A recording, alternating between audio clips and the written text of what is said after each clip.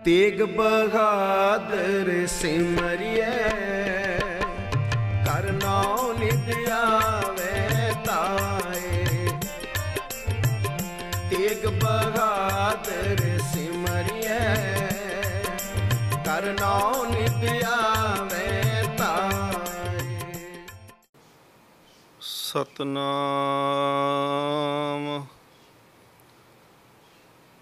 धन वाहिगुरु जी।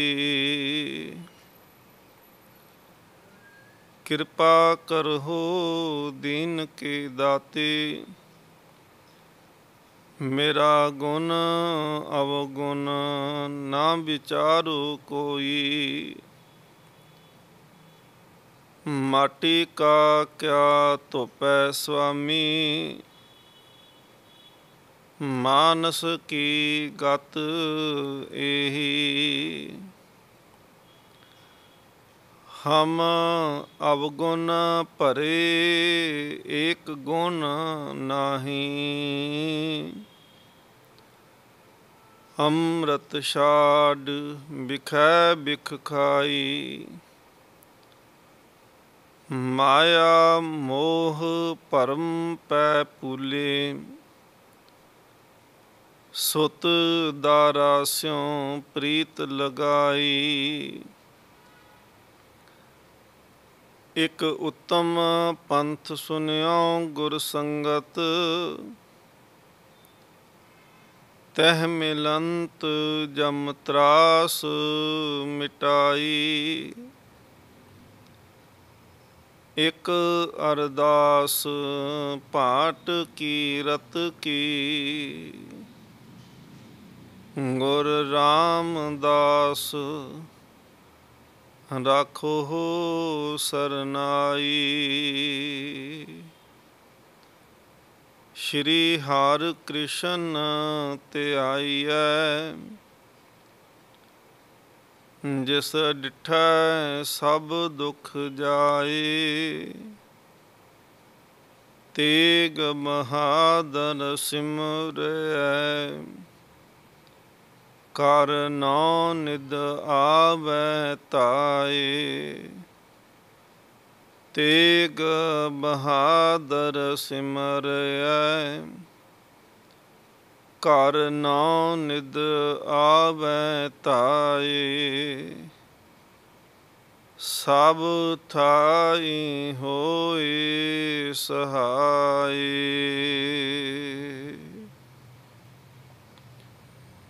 परम सन्मानयोग जुगो जुग अटल तख्त चवर छत्र दे मालिक सतगुरु श्री गुरु ग्रंथ साहिब महाराज पातशाह जी की पावन पवित्र हजूरी अंदर नौवीं पातशाह धन गुरु तेग बहादुर महाराज जी के 400 साला प्रकाश गुरपुरब नूं समर्पित हो करके आप संगत देश विदेश विच जुड़ बैठ के सतगुरु धन गुरु तेग बहादुर महाराज जी का पावन इतिहास सरवण कर रहे हो। सतगुरु महाराज बख्शिश करन आओ, गुरु के चरणों के विच पहलों हाज़री लगवाना करिए। मन बिरतियां एकाग्र करके भावें किते भी असी बैठे हाँ, घरां दे विच बैठ करके गुरु इतिहास सुन रहे हाँ, मन करके गुरु की हजूरी विच बैठना करिए।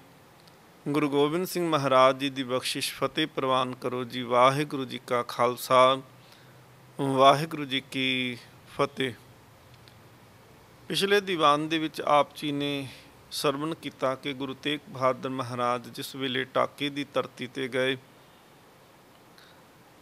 इस धरती के उत्ते गुरु नानक देव महाराज जी ने चरण पाए। गुरु अमरदास महाराज जी ने इत्थे मंजी थापी। गुरु हरगोबिंद साहब महाराज जी के समय भाई अलमस्त जी ने इत्थे भाई नत्था जी नूं जिहड़ा इस स्थान ते इस इलाके दे विच प्रचारक थापिया। भाई बुलाकी दास जिहड़े सन इस इलाके की मसंद की सेवा करिया करदे सी। सतगुरु महाराज जिस वेले पहुँचे, जिस स्थान ते सतगुरु महाराज जी ने चरण पाए, उन्होंने कहते हैं संगत टोला। संगत टोले दे विच सतगुरु महाराज जी चरण पाउंदे ने ਔਰ ਇਤਿਹਾਸਕਾਰ ਕਹਿੰਦੇ ਨੇ ਕਿ ਗੁਰੂ ਨਾਨਕ ਦੇਵ ਮਹਾਰਾਜ ਦੇ ਪੈਰੋਕਾਰ ਹੋਣ ਕਰਕੇ, ਗੁਰੂ ਨਾਨਕ ਦੇਵ ਮਹਾਰਾਜ ਜੀ ਦੀ ਸਿੱਖੀ ਸੇਵਕੀ ਇਸ ਇਲਾਕੇ ਦੇ ਵਿੱਚ ਹੋਣ ਕਰਕੇ ਇਹ ਸੰਗਤ ਪੱਕੀ ਸੰਗਤ ਟੋਲਾ ਕਰਕੇ ਨਾਮ ਹੈ ਇਸ ਦਾ। ਗੁਰੂ ਗੋਬਿੰਦ ਸਿੰਘ ਮਹਾਰਾਜ ਜੀ ਨੂੰ ਜਦੋਂ ਪਟਨੇ ਦੀ ਧਰਤੀ ਤੋਂ ਸਤਿਗੁਰੂ ਮਹਾਰਾਜ ਆਨੰਦਪੁਰ ਸਾਹਿਬ ਜਾਂਦੇ ਨੇ, ਗੁਰੂ ਤੇਗ ਬਹਾਦਰ ਮਹਾਰਾਜ ਜਦੋਂ ਇੱਥੋਂ ਵਾਪਸ ਜਾਂਦੇ ਨੇ ਤੇ ਹੁਕਮ ਕਰ ਦਿੱਤਾ ਸੀ ਕਿ ਆਪ ਜੀ ਨੇ ਪੰਜਾਬ ਆ ਜਾਣਾ। ਉਸ ਵੇਲੇ ਜਿਸ ਪਾਲਕੀ ਦੇ ਵਿੱਚ ਬੈਠ ਕੇ ਗਏ, ਕੁਝ ਵਿਦਵਾਨ ਇਹ ਮੰਨਦੇ ਨੇ ਕਿ ਉਹ ਸੋਨੇ ਦੀ ਪਾਲਕੀ ਜਿਹੜੀ ਸੀ ਉਹ ਵੀ ਢਾਕੇ ਦੀ ਸੰਗਤ ਨੇ ਭੇਟ ਕੀਤੀ ਸੀ। ਔਰ ਗੁਰੂ ਗੋਬਿੰਦ ਸਿੰਘ ਮਹਾਰਾਜ ਪਾਤਸ਼ਾਹ ਜੀ ਦੇ ਕੋਲ ਆਨੰਦਪੁਰ ਸਾਹਿਬ ਵਿਖੇ ਬਹੁਤ ਸਾਰਾ ਜਿਹੜਾ ਜੰਗੀ ਸਮਾਨ ਸੀ, ਸ਼ਸਤਰ ਇਤਿਆਦਿਕ ਹੋਣੇ, ਉਹ ਵੀ ਢਾਕੇ ਦੀ ਸੰਗਤ ਨੇ ਭੇਟਾ ਕਰਨੇ। ਸਤਿਗੁਰੂ ਮਹਾਰਾਜ ਪਾਤਸ਼ਾਹ ਜਿਸ ਵੇਲੇ ਜਾਂਦੇ ਨੇ ਇਸ ਅਸਥਾਨ ਦੇ ਉੱਤੇ, ਤੇ ਸਤਿਗੁਰੂ ਮਹਾਰਾਜ ਇਸ ਕੇਤਕ ਦਿਨ ਮਹਿ ਗੁਸਾਈ ਢਾਕੇ ਪਹੁੰਚੇ ਦਲ ਸਮੁਦਾਇ। ਸਤਿਗੁਰੂ ਮਹਾਰਾਜ ਤੇ ਨਾਲ ਗੁਰਸਿੱਖਾਂ ਦਾ ਜਿਹੜਾ ਕਾਫਲਾ ਹੈ ਉਹਦੇ ਨਾਲ ਸਤਿਗੁਰੂ ਮਹਾਰਾਜ ਢਾਕੇ ਦੀ ਧਰਤੀ ਤੇ ਪਹੁੰਚੇ। ਢਾਕੇ ਨਗਰ ਮਝਾਰ ਮਸੰਦਾ ਬਸੇ ਬੁਲਾਕੀ ਦਾਸ ਬਿਲੰਦਾ। ਬੁਲਾਕੀ ਦਾਸ ਦਾ ਨਾਮ ਦਾ ਜਿਹੜਾ ਮਸੰਦ ਹੈ ਉਹ ਢਾਕੇ ਦੇ ਵਿੱਚ ਰਹਿੰਦਾ ਹੈ। ਔਰ ਸਤਿਗੁਰੂ ਮਹਾਰਾਜ ਪਾਤਸ਼ਾਹ ਜੀ ਜਦੋਂ ਗਏ, ਇਹਦੀ ਮਾਤਾ ਜਿਹੜੀ ਸੀ ਬੁਲਾਕੀ ਦਾਸ ਸੀ, ਉਹ ਬੜੀ ਪ੍ਰੇਮ ਦੇ ਵਿੱਚ ਭਿੱਜੀ ਹੋਈ ਮਾਤਾ ਸੀ। ਗੁਰਬਾਣੀ ਕੀਰਤਨ ਦਾ ਰਸ ਲੈਣਾ, ਗੁਰਬਾਣੀ ਕੀਰਤਨ ਸੰਗਤ ਕਰਨੀ, ਔਰ ਆਪਣੇ ਹੱਥਾਂ ਦੇ ਨਾਲ ਬਹੁਤ ਹੀ ਮਹੀਨ ਬਰੀਕ ਕੱਪੜਾ ਜਿਹੜਾ ਸੀ ਉਹਨੇ ਬੁਣਨਾ ਕੀਤਾ। ਉਸ ਕੱਪੜੇ ਦੇ ਸਤਿਗੁਰੂ ਮਹਾਰਾਜ ਵਾਸਤੇ ਬਸਤਰ ਬਣਾਉਣਾ ਕੀਤੇ। ਤੇ ਸਤਿਗੁਰੂ ਮਹਾਰਾਜ ਪਾਤਸ਼ਾਹ ਜੀ ਜਿਸ ਵੇਲੇ ਪਹੁੰਚਦੇ ਨੇ ਤੇ ਬੇਨਤੀ ਕੀਤੀ ਸੀ, ਸਤਿਗੁਰੂ ਮਹਾਰਾਜ ਆਪ ਇਹਨਾਂ ਬਸਤਰਾਂ ਨੂੰ ਅੰਗੀਕਾਰ ਕਰਨਾ ਕਰੋ। ਸਤਿਗੁਰੂ ਮਹਾਰਾਜ ਜੀ ਨੇ ਸ਼ਰਧਾ ਪੂਰਨ ਕੀਤੀ। ਬੁਲਾਕੀ ਦਾਸ ਦੀ ਮਾਤਾ ਦੇ ਵੱਲੋਂ ਭੇਟ ਕੀਤੇ ਹੋਏ ਬਸਤਰ ਸਤਿਗੁਰੂ ਮਹਾਰਾਜ ਜੀ ਨੇ ਅੰਗੀਕਾਰ ਕੀਤੇ। ਉਹਨੇ ਕੁਝ ਬੇਨਤੀਆਂ ਵੀ ਸਤਿਗੁਰੂ ਮਹਾਰਾਜ ਜੀ ਨੂੰ ਕੀਤੀਆਂ ਕਿ ਮਹਾਰਾਜ ਕਿਰਪਾ ਕਰੋ ਕਿ ਦਰਸ਼ਨ ਹੁੰਦੇ ਹੀ ਰਹਿਣ। ਸਤਿਗੁਰੂ ਮਹਾਰਾਜ ਜੀ ਨੇ ਸੁਭਾਵਕ ਕਿਹਾ ਕਿ ਹੁੰਦੇ ਹੀ ਰਹਿਣਗੇ, ਐਸਾ ਹੀ ਹੋਵੇਗਾ। ਸਤਿਗੁਰੂ ਮਹਾਰਾਜ ਜੀ ਨੂੰ ਨੇ ਪੁੱਛਿਆ ਸੀ, ਮਹਾਰਾਜ ਮੁਕਤੀ ਦਾ ਰਾਹ ਕੀ ਹੈ? ਸਤਿਗੁਰੂ ਜੀ ਨੇ ਸ਼ਬਦ ਉਚਾਰਨ ਕਰਕੇ ਮੁਕਤੀ ਦਾ ਰਾਹ ਜਿਹੜਾ ਸੀ ਮਾਤਾ ਜੀ ਨੂੰ ਦੱਸਣਾ ਕੀਤਾ, ਬੁਲਾਕੀ ਦਾਸ ਦੀ ਮਾਂ ਨੂੰ ਦੱਸਣਾ। ਦੂਸਰੇ ਪਾਸੇ ਜਿਹੜੇ ਇਲਾਕੇ ਦੇ ਪ੍ਰਚਾਰਕ ਸਨ ਭਾਈ ਨੱਥਾ ਜੀ, ਲੋਕ ਕਹਿੰਦੇ ਸਨ ਭਾਈ ਨੱਥਾ ਖਰਵਾ ਬੋਲਦੇ ਹਨ, ਗੁੱਸੇ ਦੇ ਨਾਲ ਬੋਲਦੇ ਹਨ। ਸਤਿਗੁਰੂ ਮਹਾਰਾਜ ਪਾਤਸ਼ਾਹ ਜੀ ਨੇ ਜਦੋਂ ਪੁੱਛਿਆ ਕਿ ਭਾਈ ਨੱਥਾ ਜੀ ਆਪ ਜੀ ਸੰਗਤ ਨੂੰ ਗਾਲ ਕੱਢਦੇ ਹੋ, ਗੁੱਸੇ ਦੇ ਨਾਲ ਬੋਲਦੇ ਹੋ, ਤੇ ਸਤਿਗੁਰੂ ਮਹਾਰਾਜ ਜੀ ਦੇ ਸਨਮੁਖ ਹੀ ਉਸੇ ਵੇਲੇ ਜਿਹੜੇ ਸੀ ਭਾਈ ਨੱਥੇ ਨੇ ਇਹ ਬਚਨ ਕਹਿ ਦਿੱਤੇ, ਕਹਿਣ ਲੱਗੇ ਧੀਕੇ ਰੋੜੇ। ਮਹਾਰਾਜ ਧੀਕੇ ਰੋੜੇ ਝੂਠ ਬੋਲਦੇ ਨੇ।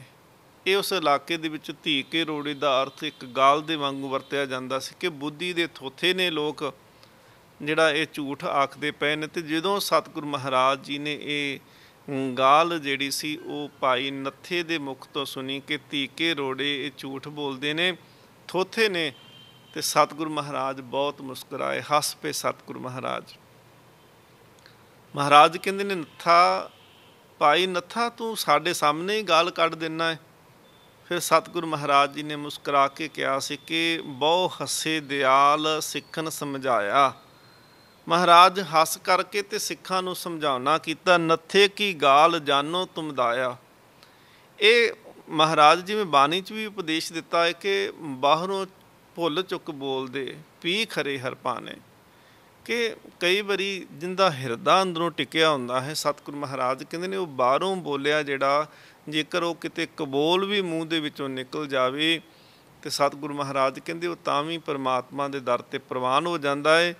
ਬਹੁ ਹੱਸੇ ਦਿਆਲ ਸਿੱਖਣ ਸਮਝਾਇਆ। ਸਤਿਗੁਰੂ ਮਹਾਰਾਜ ਹੱਸ ਕਰਕੇ ਬਹੁ ਹੱਸੇ, ਬਹੁਤ ਖੁਸ਼ ਹੋਏ ਤੇ ਮਹਾਰਾਜ ਜੀ ਨੇ ਸਿੱਖਾਂ ਨੂੰ ਸਮਝਾਉਣਾ ਕੀਤਾ, ਨੱਥੇ ਕੀ ਗਾਲ ਜਾਨੋ ਤੁਮ ਦਾਇਆ।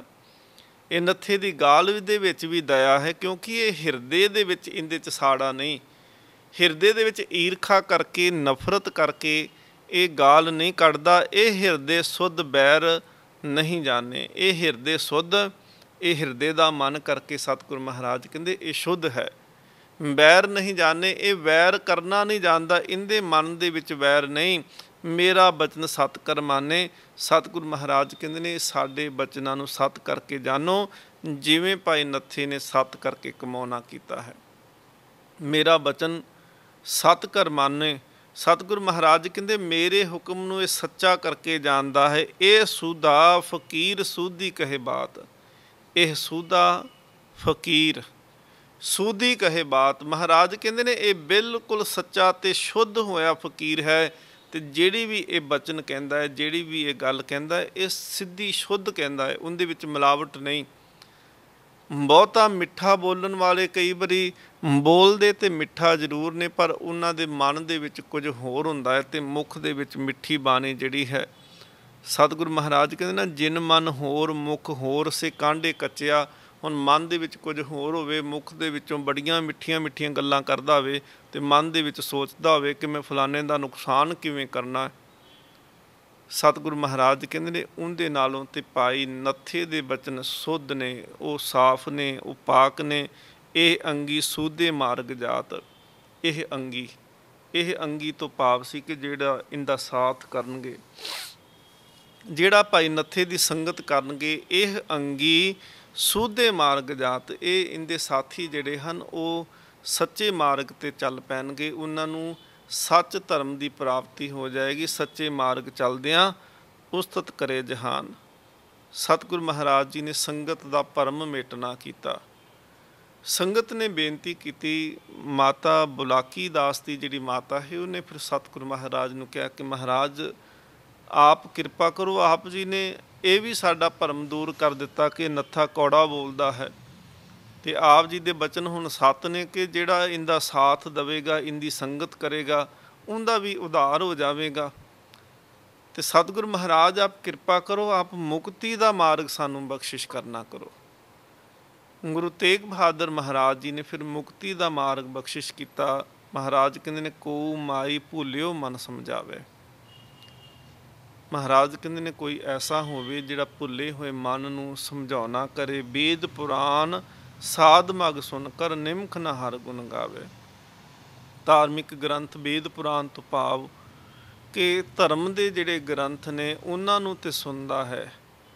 ਗੁਰਮੁਖ ਪਿਆਰਿਆਂ ਦੇ ਮੁਖ ਤੋਂ ਸਾਧ ਜਨਾਂ ਦੇ ਮਾਰਗ ਨੂੰ ਸੁਣਦਾ ਤੇ ਜ਼ਰੂਰ ਹੈ। ਵੇਦ ਪੁਰਾਨ ਸਾਧ ਮਗ ਸੁਣ ਕਰ ਨਿਮਖ ਨਾ ਹਰ ਗੁਣ ਗਾਵੇ। ਹੁਣ ਵੇਦ ਪੁਰਾਨ ਸਿਮਰਤ ਸ਼ਾਸਤਰ ਜੋ ਵੀ ਅਸੀਂ ਚਲੋ ਧਰਮ ਗ੍ਰੰਥ ਨੇ, ਜੋ ਵੀ ਕਿਸੇ ਵੀ ਧਰਮ ਦਾ ਗ੍ਰੰਥ ਹੈ, ਗੁਰੂ ਗ੍ਰੰਥ ਸਾਹਿਬ ਮਹਾਰਾਜ ਪਾਤਸ਼ਾਹ ਜੀ ਦੀ ਜੀ ਚਲੋ ਅਸੀਂ ਗੱਲ ਕਰਦੇ ਹਾਂ ਕਿ ਸਤਿਗੁਰੂ ਮਹਾਰਾਜ ਜੀ ਦੇ 1433 ਅੰਗ ਨੇ, ਤੇ 1430 ਅੰਗ ਦੇ ਵਿੱਚੋਂ ਕੋਈ ਵੀ ਐਸਾ ਅੰਗ ਨਹੀਂ ਸਤਿਗੁਰੂ ਮਹਾਰਾਜ ਜੀ ਦਾ ਜਿੱਥੇ ਨਾਮ ਦੀ ਗੱਲ ਨਾ ਕੀਤੀ ਹੋਵੇ। ਕਿਸੇ ਵੱਖ-ਵੱਖ ਰੂਪਾਂ ਦੇ ਵਿੱਚ ਕੀਤੀ ਗਈ। ਕਿਤੇ ਸਤਿਗੁਰੂ ਮਹਾਰਾਜ ਸਿੱਧਿਆਂ ਕਹਿੰਦੇ ਆ ਕਿ ਨਾਮ ਜਪੇਗਾ ਤੇ ਜੀਵਨ ਸਫਲਾ ਹੋਏਗਾ। ਕਿਤੇ ਸਤਿਗੁਰੂ ਮਹਾਰਾਜ ਕੋਈ ਉਦਾਹਰਨ ਦੇ ਕਰਕੇ ਸਮਝਾਉਣਾ ਕਰਦੇ ਨੇ ਕਿ ਜਾਂ ਕੋ ਸਿਮਰ ਅਜਾਮਲ ਉਦਰਿਓ, ਜਿਵੇਂ ਅਜਾਮਲ ਉਦਰ ਗਿਆ, ਗਨਕਾ ਜਿਹੜੀ ਸੀ ਉਹ ਤਰ ਗਈ। ਸਤਿਗੁਰੂ ਮਹਾਰਾਜ ਉਦਾਹਰਨਾਂ ਦੇ ਕਰਕੇ ਵੀ ਸਮਝਾਉਂਦੇ ਨੇ। ਤੇ ਮਹਾਰਾਜ ਪਾਤਸ਼ਾਹ ਕਹਿੰਦੇ ਨੇ ਕਿ ਇਵੇਂ ਦਾ ਕੰਮ ਕਰ ਜਿਹਦੇ ਕਰਕੇ ਤੇਰਾ ਜੀਵਨ ਸਫਲਾ ਹੋ ਜਾਏ। 1430 ਅੰਗਾਂ ਨੂੰ ਜਦੋਂ ਅਸੀਂ ਪੜ੍ਹਾਂਗੇ, ਹਰ ਅੰਗ ਤੇ ਨਾਮ ਦੀ ਗੱਲ ਹੈ। ਗੁਰੂ ਤੇਗ ਬਹਾਦਰ ਮਹਾਰਾਜ ਜੀ ਇੱਥੇ ਕਿਰਪਾ ਕੀਤੀ। ਵੇਦ ਪੁਰਾਨ ਸਾਧ ਮਗ ਸੁਣ ਕਰ। ਵੇਦ ਵੀ ਸੁਣੇ, ਪੁਰਾਨ ਧਾਰਮਿਕ ਗ੍ਰੰਥ ਸੁਣੇ, ਨਾਮ ਅਭਿਆਸੀਆਂ ਦੀ ਸੰਗਤ ਵੀ ਕੀਤੀ। ਪਰ ਹੁਣ ਦੇਖੋ ਸੰਗਤ ਕਰ ਲੈਣੀ ਤੋਂ ਭਾਵ ਇਹ ਨਹੀਂ ਹੁੰਦਾ ਕਿ ਉਸ ਵੇਲੇ ਉਸ ਚੀਜ਼ ਦਾ ਚਲੋ ਬਹੁਤਾ ਅਸਰ ਨਹੀਂ, ਥੋੜ੍ਹਾ ਅਸਰ ਚਲੋ ਮਨ ਨੇ ਕਬੂਲਿਆ ਜ਼ਰੂਰ। ਪਰ ਹੁਣ ਸੰਗਤ ਦੇ ਵਿੱਚ ਤੇ ਬਾਰ-ਬਾਰ ਇਹ ਗੱਲ ਆਖੀ ਜਾਂਦੀ ਹੈ ਕਿ ਅੰਮ੍ਰਿਤ ਵੇਲੇ ਉਠੋ, ਨਾਮ ਜਪੋ, ਸੇਵਾ ਕਰੋ, ਸੰਗਤ ਕਰੋ। ਪਰ ਜੇਕਰ ਸੰਗਤ ਕਰਕੇ ਆ ਕਰਕੇ ਵੀ ਮਨ ਨੇ ਸੁਣ ਵੀ ਲਿਆ, ਉਪਦੇਸ਼ ਵੀ ਉੱਥੇ ਸਰਵਣ ਕੀਤਾ, ਤੇ ਉਸ ਉਪਦੇਸ਼ ਦੇ ਕਰਕੇ ਜਿਹੜਾ ਸੀ ਉਹ ਮਨ ਨੂੰ ਚਾਹੀਦਾ ਸੀ ਕਿ ਉਹ ਉਸ ਰਸਤੇ 'ਤੇ ਤੁਰ ਪੈਂਦਾ ਕਿ ਹਾਂ ਮੈਂ ਸੰਗਤ 'ਚ ਸੁਣ ਕੇ ਆਇਆ, ਮੈਂ ਕਥਾ 'ਚ ਕੀਰਤਨ ਦੇ ਵਿੱਚ ਸੁਣਿਆ ਕਿ ਨਾਮ ਜਪਿਆ ਕਰੋ। ਪਰ ਆ ਕਰਕੇ ਜਿਹੜਾ ਸੀ ਫਿਰ ਉਸੇ ਤਰ੍ਹਾਂ ਰਾਤ ਸੁੱਤਿਆਂ ਲੰਘ ਗਈ, ਦਿਨ ਵੀ ਕੰਮਕਾਰ ਝੂਠ ਦੇ ਵਿੱਚ, ਫਰੇਬ ਦੇ ਵਿੱਚ, ਧੋਖਿਆਂ ਦੇ ਵਿੱਚ ਲੰਘ ਗਿਆ। ਫਿਰ ਉਹ ਐਸੀ ਸੰਗਤ ਕੀਤੀ ਦਾ ਅਸਰ ਮਹਾਰਾਜ ਕਹਿੰਦੇ ਨੇ ਕੀ ਹੋਵੇਗਾ। ਧਾਰਮਿਕ ਗ੍ਰੰਥ ਸੁਣਿਆ ਕੁਛ ਇਕੱਲਾ ਪ੍ਰਾਪਤ ਨਹੀਂ ਹੋਏਗਾ। ਸਤਿਗੁਰੂ ਮਹਾਰਾਜ ਕਹਿੰਦੇ ਨੇ ਧਾਰਮਿਕ ਗ੍ਰੰਥ ਜੋ ਕਹਿੰਦੇ ਪਏ ਨੇ ਉਹ ਮੰਨਣਾ ਜ਼ਰੂਰ ਪੈਣਾ ਹੈ। ਸੁਣਿਆ, ਮੰਨਿਆ, ਮਨ ਕੀਤਾ ਪਾਓ। ਸੁਣੋ ਅਤੇ ਸੁਣਨ ਤੋਂ ਬਾਅਦ ਉਹਨੂੰ ਮੰਨਣਾ ਕਰੋ। ਮੰਨਣ ਤੋਂ ਬਾਅਦ ਉਹਨੂੰ ਹਿਰਦੇ ਵਿੱਚ ਵਸਾ ਲਓ ਕਿ ਗੁਰੂ ਆਹ ਉਪਦੇਸ਼ ਦਿੰਦਾ ਹੈ, ਅਸੀਂ ਇਸ ਉਪਦੇਸ਼ 'ਤੇ ਤੁਰਨਾ ਹੈ। ਦੁਰਲੱਭ ਦੇਹ ਪਾਏ ਮਾਨਸ ਕੀ, ਬਿਰਥਾ ਜਨਮ ਸਰਾਵੇ। ਮਹਾਰਾਜ ਕਹਿੰਦੇ ਨੇ ਕਿ ਇਹ ਸਰੀਰ ਮਨੁੱਖਾ ਮਿਲ ਜਾਣਾ ਇਹ ਕੋਈ ਛੋਟੀ ਗੱਲ ਨਹੀਂ। ਅਸੀਂ ਚਲੋ ਵੇਖਾਂਗੇ ਸੰਸਾਰ ਦੇ ਵਿੱਚ ਕਿ ਕਿੰਨੀ ਆਬਾਦੀ ਹੋ ਗਈ, ਕਿੰਨੇ ਦੇਸ਼ ਦੀ ਕਿੰਨੀ ਜਨਸੰਖਿਆ ਹੋ ਗਈ, ਲੋਕ ਨਿੱਤ ਨਵਾਂ ਜੀ ਜਿਹੜਾ ਹੈ ਉਹ ਸੰਸਾਰ ਦੇ ਉੱਤੇ ਆਉਂਦਾ ਪਿਆ ਹੈ।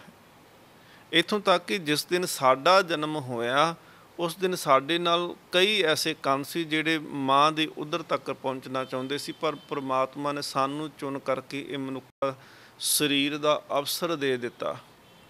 ਮਹਾਰਾਜ ਕਹਿੰਦੇ ਦੁਰਲੱਭ ਦੇਹ ਪਾਏ ਮਾਨਸ ਕੀ। ਦੁਰਲੱਭ ਦੇ ਅਰਥ ਜੇ ਸੌਖੇ ਸ਼ਬਦਾਂ 'ਚ ਕਰਨੇ ਹੋਵਣ ਤਾਂ ਇਹ ਹੁੰਦੇ ਨੇ ਕਿ ਜਿਹੜੀ ਚੀਜ਼ ਲੱਭਿਆਂ ਨਹੀਂ ਲੱਭ ਸਕਦੀ, ਮੁੱਲ ਦਿੱਤਿਆਂ ਵੀ ਪ੍ਰਾਪਤ ਨਹੀਂ ਹੋ ਸਕਦੀ, ਖਰੀਦੀ ਨਹੀਂ ਜਾ ਸਕਦੀ। ਆਪਣੀ ਸਾਡੀ ਕੋਈ ਤਾਕਤ ਨਹੀਂ ਕਿ ਅਸੀਂ ਇਸ ਮਨੁੱਖਾ ਸਰੀਰ ਨੂੰ ਪ੍ਰਾਪਤ ਰੱਬ ਤੋਂ ਸਿੱਧੇ ਕਰ ਸਕੀਏ। ਇਹ ਤਾਂ ਉਹਦਾ ਕਿਰਪਾ ਹੈ ਕਿ ਉਹ ਸਾਡੇ 'ਤੇ ਤਰੁੱਟ ਕਰਕੇ ਸਾਨੂੰ ਮਨੁੱਖਾ ਸਰੀਰ ਦੇ ਦਿੱਤਾ। ਪਰ ਅੱਗੇ ਅਸੀਂ ਆ ਕੇ ਇਸ ਸਰੀਰ ਤੋਂ ਕੋਈ ਲਾਭ ਲੈਂਦੇ ਹਾਂ ਕਿ ਇਕੱਲਾ ਸਰੀਰ ਨੂੰ ਇੱਕ ਮਸ਼ੀਨ ਬਣਾ ਕਰਕੇ ਅਤੇ ਕੇਵਲ ਪੈਸੇ ਧਨ ਕਮਾਉਣ ਤੱਕ ਸੀਮਤ ਹਾਂ। ਦੁਰਲੱਭ ਦੇਹ ਪਾਏ ਮਾਨਸ ਕੀ, ਬਿਰਥਾ ਜਨਮ ਸਿਰਾਵੇ। ਮਹਾਰਾਜ ਕਹਿੰਦੇ ਨੇ ਮਿਲਿਆ ਤੇ ਉਹ ਸਰੀਰ ਸੀ ਜਿਹੜਾ ਦੁਰਲੱਭ ਸੀ, ਪਰ ਸਤਿਗੁਰੂ ਮਹਾਰਾਜ ਕਹਿੰਦੇ ਨੇ ਬਿਰਥਾ ਜਨਮ ਸਿਰਾਵੇ। ਸਾਰਾ ਜਨਮ, ਸਾਰੀ ਜ਼ਿੰਦਗੀ, ਜਿੰਨੇ ਸਵਾਸ ਮਿਲੇ ਸੀ ਉਹ ਸਾਰੇ ਵਿਅਰਥ ਹੀ ਤੁਰੇ ਗਏ, ਵਿਅਰਥ ਹੀ ਤੁਰੇ ਜਾ ਰਹੇ ਨੇ, ਵਿਅਰਥ ਹੀ ਲੰਘਦੇ ਜਾ ਰਹੇ ਨੇ। ਮਹਾਰਾਜ ਕਹਿੰਦੇ ਨੇ ਮਾਇਆ ਮੋਹ ਮਹਾ ਸੰਕਟ ਬਨ, ਤਾਂ ਸਿਉ ਰੁਚ ਉਪਜਾਵੇ। ਮਹਾਰਾਜ ਕਹਿੰਦੇ ਨੇ ਕਿ ਹਰ ਵੇਲੇ ਜੀਵ ਦੇ ਅੰਦਰ ਵਿਕਾਰ ਚੱਲਦੇ ਨੇ, ਤ੍ਰਿਸ਼ਨਾ ਚੱਲਦੀ ਹੈ, ਮਾਇਆ ਦੀ ਖਿੱਚ ਲਾਲਸਾ ਚੱਲਦੀ ਹੈ, ਮੋਹ ਚੱਲਦਾ ਹੈ। ਇਸ ਮਹਾ ਸੰਕਟ ਮਾਇਆ ਦੇ ਵਿੱਚ ਮਹਾਰਾਜ ਕਹਿੰਦੇ ਨੇ ਜੀਵ ਫਸਿਆ ਹੈ, ਤਾਂ ਸਿਉ ਰੁਚ ਉਪਜਾਵੇ। ਕਹਿੰਦੇ ਨੇ ਰੁਚੀ ਸੁਭਾਅ ਜਿਹੜਾ ਹੈ ਉਹ ਸੁਭਾਅ ਇਸ ਮਾਇਆ ਦੇ ਵਿੱਚ ਫਸਿਆ ਪਿਆ ਹੈ, ਛਲ ਦੇ ਵਿੱਚ ਫਸਿਆ ਪਿਆ ਹੈ। ਅੰਤਰ ਬਾਹਰ ਸਦਾ ਸੰਗ ਪ੍ਰਭ, ਤਿਆਂ ਸਿਉ ਨੇਹੋ ਨਾ ਲਾਵੇ। ਕੱਲਾ ਰੱਬ ਬਾਹਰ ਨਹੀਂ, ਕੱਲਾ ਰੱਬ ਅੰਦਰ ਵੀ ਨਹੀਂ। ਸਤਿਗੁਰੂ ਮਹਾਰਾਜ ਪਾਤਸ਼ਾਹ ਕਹਿੰਦੇ ਨੇ ਅੰਤਰ ਬਾਹਰ, ਅੰਦਰ ਵੀ ਅਤੇ ਬਾਹਰ ਜਿੱਧਰ ਵੀ ਕਿਤੇ ਦੇਖਾਂਗੇ ਹਰ ਥਾਂ 'ਤੇ ਰੱਬ ਜਿਹੜਾ ਹੈ ਉਹ ਦਿਖਾਈ ਦਿੰਦਾ ਹੈ। ਅੰਤਰ ਬਾਹਰ ਸਦਾ ਸੰਗ ਪ੍ਰਭ, ਤਾਂ ਸਿਉ ਨੇਹੋ ਨਾ ਲਾਵੇ। ਨੇਹੋ ਤੋਂ ਭਾਵ ਹੁੰਦਾ ਹੈ ਕਿ ਪ੍ਰੇਮ ਨਹੀਂ ਪਾਉਂਦਾ। ਜਿਨ ਪ੍ਰੇਮ ਕੀਓ ਤਿਨ ਹੀ ਪ੍ਰਭ ਪਾਇਓ। ਜੋ ਤੋ ਪ੍ਰੇਮ ਖੇਲਣ ਕਾ ਚਾਓ, ਸਿਰ ਤਰ ਤਲੀ ਗਲੀ ਮੇਰੀ ਆਓ। ਰੇ ਮਨ ਕਿਉਂ ਛੂਟੇ ਬਿਨ ਪਿਆਰ। ਮਹਾਰਾਜ ਕਹਿੰਦੇ ਨੇ ਇਸ ਪ੍ਰੇਮ ਤੋਂ ਬਗੈਰ, ਇਸ ਨੇਹ ਤੋਂ ਬਗੈਰ, ਇਸ ਪਰਮਾਤਮਾ ਦੇ ਨਾਮ ਦੇ ਵਿੱਚ ਜੁੜਨ ਤੋਂ ਬਗੈਰ ਸਤਿਗੁਰੂ ਮਹਾਰਾਜ ਕਹਿੰਦੇ ਨੇ ਕਿਵੇਂ ਇਹ ਦੁਰਲੱਭ ਦੇਹ ਜਿਹੜੀ ਹੈ, ਇਹ ਮਨੁੱਖਾ ਸਰੀਰ ਜਿਹੜਾ ਹੈ ਕਿਵੇਂ ਸਫਲਾ ਹੋਵੇਗਾ। ਨਾਨਕ ਮੁਕਤ ਤਾਹੇ ਤੁਮ ਮਾਨੋ, ਜਹ ਕਟ ਰਾਮ ਸਮਾਵੇ। ਬਲਾਕੀ ਦਾਸ ਦੀ ਮਾਂ ਕਹਿੰਦੀ ਹੈ ਕਿ ਸਤਿਗੁਰੂ ਮਹਾਰਾਜ ਮੁਕਤੀ ਕਿਵੇਂ ਮਿਲਦੀ ਹੈ, ਅਤੇ ਮਹਾਰਾਜ ਕਹਿੰਦੇ ਨੇ ਕਿ ਨਾਨਕ ਮੁਕਤ ਤਾਹੇ ਤੁਮ ਜਾਨੋ। ਤੁਸੀਂ ਉਹਨੂੰ ਤਾਹੇ ਤੁਮ ਮਾਨੋ, ਉਹਨੂੰ ਮੁਕਤ ਜਾਣ ਲਓ, ਉਹਨੂੰ ਸਮਝ ਲਓ ਕਿ ਉਹ ਜਿਉਂਦਿਆਂ ਜੀ ਮੁਕਤ ਹੋ ਗਿਆ। ਕੌਣ ਮਹਾਰਾਜ ਹੁੰਦਾ ਹੈ? ਜਹ ਘਟ ਰਾਮ ਸਮਾਵੇ। ਜਿਹਦੇ ਘਟ ਦੇ ਇੱਥੇ ਅਰਥ ਨੇ ਕਿ ਹਿਰਦਾ, ਮਨ। ਜਿਸ ਦੇ ਮਨ ਦੇ ਵਿੱਚ, ਜਿਸ ਦੇ ਹਿਰਦੇ ਦੇ ਵਿੱਚ ਪਰਮਾਤਮਾ ਦਾ ਨਾਮ ਸਮਾ ਜਾਂਦਾ ਹੈ, ਪਰਮਾਤਮਾ ਦਾ ਨਾਮ ਵਸ ਜਾਂਦਾ ਹੈ। ਨਾਮ ਹਿਰਦੇ ਵਿੱਚ ਵਸਦਾ ਹੈ ਅਤੇ ਜੀਵ ਦੇ ਹਿਰਦੇ ਵਿੱਚ ਵਸਦਾ ਹੈ, ਅਤੇ ਜੀਵ ਦਾ ਮਨ ਜਿਹੜਾ ਹੈ ਉਹ ਪਰਮਾਤਮਾ ਵਿੱਚ ਜਾ ਕੇ ਵਸ ਜਾਂਦਾ ਹੈ। ਨਾਮ ਹਿਰਦੇ ਵਿੱਚ ਸਮਾਉਂਦਾ ਹੈ, ਅਤੇ ਜਿਸ ਦੇ ਹਿਰਦੇ ਵਿੱਚ ਨਾਮ ਸਮਾ ਜਾਏ ਉਹ ਸਦਾ ਵਾਸਤੇ ਫਿਰ ਰੱਬ ਦੇ ਵਿੱਚ ਸਮਾ ਜਾਂਦਾ ਹੈ। ਨਾਮ ਹਿਰਦੇ ਵਿੱਚ ਸਮਾਉਣ ਦੇ ਨਾਲ ਸਦਾ ਵਾਸਤੇ ਜੀਵ ਜਿਹੜਾ ਹੈ ਉਹ ਨਾਮ ਦੇ ਵਿੱਚ ਸਮਾ ਜਾਂਦਾ ਹੈ। ਸਤਿਗੁਰੂ ਮਹਾਰਾਜ ਪਾਤਸ਼ਾਹ ਜੀ ਨੇ ਕਿਰਪਾ ਕੀਤੀ। ਉਸ ਬੁਲਾਕੀ ਦਾਸ ਜਿਹੜੇ ਮਸੰਦ ਨੇ ਗੁਰੂ ਘਰ ਦੇ, ਉਹਦੀ ਮਾਤਾ ਨੇ ਜਦੋਂ ਉਪਦੇਸ਼ ਮੰਗਿਆ, ਇਸ ਤੋਂ ਬਾਅਦ ਵਿੱਚ ਉਹਨਾਂ ਨੇ ਕਿਰਪਾ ਕੀਤੀ, ਬੇਨਤੀ ਕੀਤੀ ਸਤਿਗੁਰੂ ਮਹਾਰਾਜ ਜੀ ਦੇ ਚਰਨਾਂ ਵਿੱਚ ਕਿ ਮਹਾਰਾਜ ਆਪ ਕਿਰਪਾ ਕਰੋ, कि शब्द दे विच तां आप जी दे दर्शन हुंदे ने, पर महाराज आप जी दे जे स्वरूप दे दर्शन करने होवन, आप जी दे चेहरे दे, आप जी दा महाराज जिहड़े शरीर दे दर्शन करने होण ते सतगुर महाराज किवें हो सकदे ने। सतगुर महाराज जी दे चरनां विच फिर माता ने बेनती कीती, महाराज मैं चाहुंदी हां कि आप जी दे स्वरूप दी एक तस्वीर बना लवां। सतगुर महाराज पातशाह जी ने आग्ञा दित्ती। इत्थों इस इलाके ढाके दा जिहड़ा सी नवाब शाइस्ता खान जिहड़ा सी वो भी दर्शनां वास्ते आया सी, ते बुलाकी दास दा रसूख जिहड़ा सी ना नवाब दे नाल भी बहुत नेड़ता सी उसदी। उन्हें बेनती की जिस वेले माई ने, तो सतगुर महाराज हामी भर दी, सतगुरु जी ने इजाज़त दे दी। नवाब शाइस्ता खान ने एक बड़े वधिया आला दर्जे का जिहड़ा फोटो बनाने वाला पेंटर सी, उन्होंने जिहड़ा सी वो प्रबंध करा दिता कि फोटो बनाएगा। महिमा प्रकाश का लिखारी कहता बड़ा लिखारी लियाई माई, सतगुर हजूर तस्वीर लिखाई।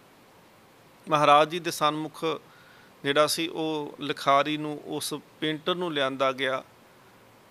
वो माई लै करके आए तो सतगुर महाराज जी की तस्वीर जिहड़ी सी बनाउणी शुरू कर दित्ती। तस्वीर बनाउंदिआं सतगुर महाराज जी के सगल अंग बस्तर शुभ लिखा, सतगुर महाराज जी के अंग बनाए, सतगुर महाराज जी के चरण बनाए, महाराज जी के बस्तर बनाए, सतगुर महाराज जी के हस्त कमल बनाए, मुख कमल प्रभा नहीं लिख सका। तो कहते इतिहासकार महिमा प्रकाश का करता लिखता है कि सतगुर महाराज जी का जदों उन्हें चलो तस्वीर सारी बना ली, पर जो चेहरा बनाना सी ना सतगुर महाराज जी का, तो ब्रश लैके तो उस कागज़ के उत्ते बनाने की कोशिश करे, पर महाराज जी के चेहरे के उत्ते ध्यान ना टिके। महाराज जी के चेहरे की आबा इन्नी सी कि चेहरा ना बना होवे। सतगुर महाराज जी ने कृपा की, देख दयाल कलम हथ लीना। दयाल सतगुरु ने, कृपालू सतगुरु जी ने कृपा की। महाराज जी ने उस पेंटर तो, उस आर्टिस्ट तो सतगुर महाराज जी ने कलम लैना की। महाराज जी आप कलम हाथ विच फड़ी, कलम हाथ लीना, निज हाथ सुधार संपूर्ण कीना। ये जिमें कह सकते हैं कि सेल्फ पोर्ट्रेट, ये दुनिया का पहला कोई ऐसी तस्वीर सी जिहड़ी अपनी खुद किसी ने बनाई होवे।